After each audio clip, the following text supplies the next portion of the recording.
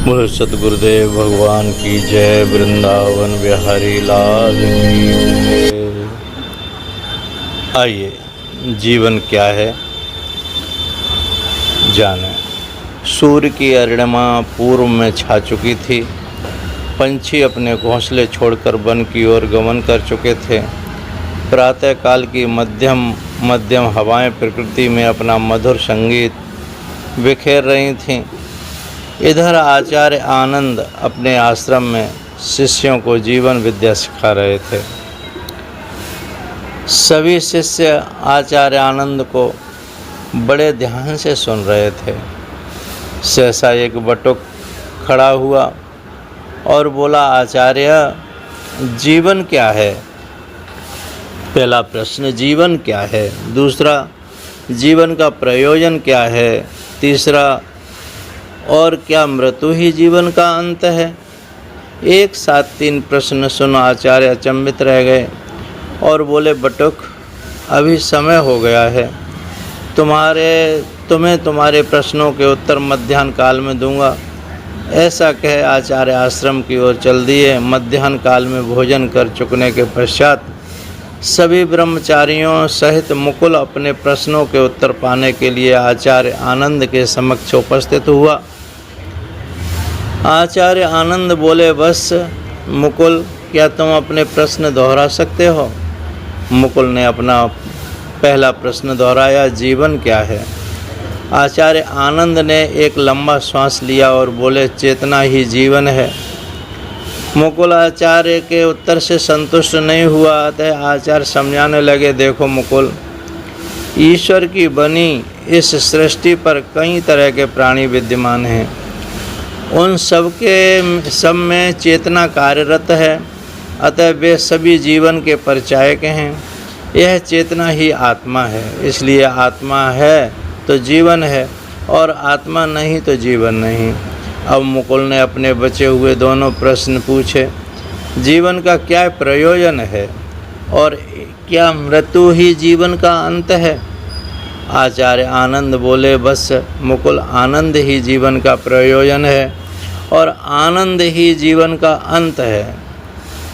मुकुल, परंतु कैसे? आचार्य आनंद, इसलिए कि आत्मा स्वयं आनंद स्वरूप है।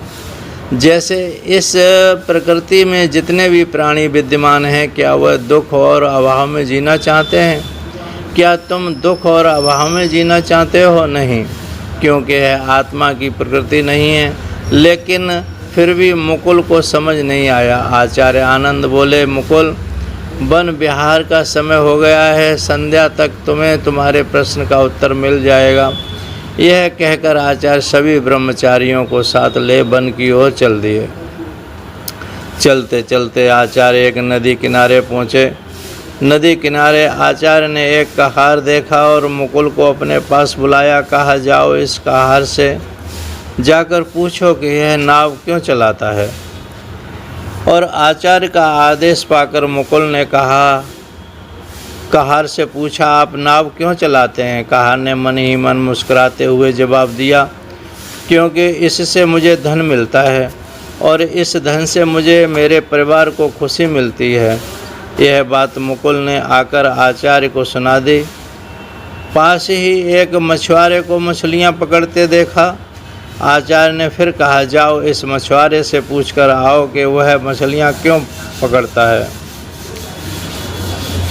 आचार्य का आदेश पाकर मुकुल ने मछुआरे से जाकर पूछा, आप मछलियाँ क्यों पकड़ते हैं?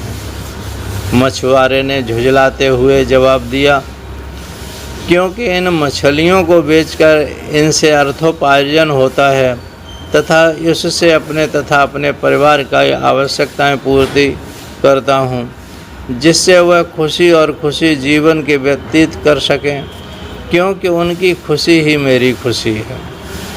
यह बात भी मुकुल ने आचार्य को बजाकर सुना दी।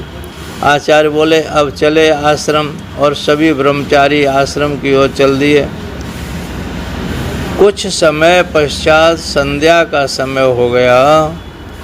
जिज्ञासु मुकुल फिर से आचार्य आनंद के समक्ष आकर खड़ा हो गया और बोला, आचार्य मेरे प्रश्न का उत्तर।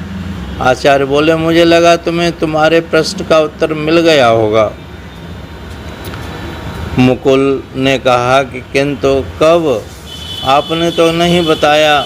यह सुन आचार्य बोले, वत्स मुकुल, उस कहार और मछुआरे ने जो जवाब दिया वही तुम्हारे प्रश्न का उत्तर है।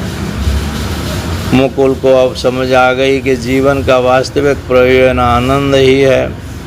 दुख, आसक्ति और अभाव से मुक्ति तथा सुख, शांति और आनंद पूर्वक जीवन जीना और दूसरों के जीवन को भी वैसा ही आनंद में बनाने का पुरुषार्थ करना ही जीवन का अंतिम उद्देश्य है।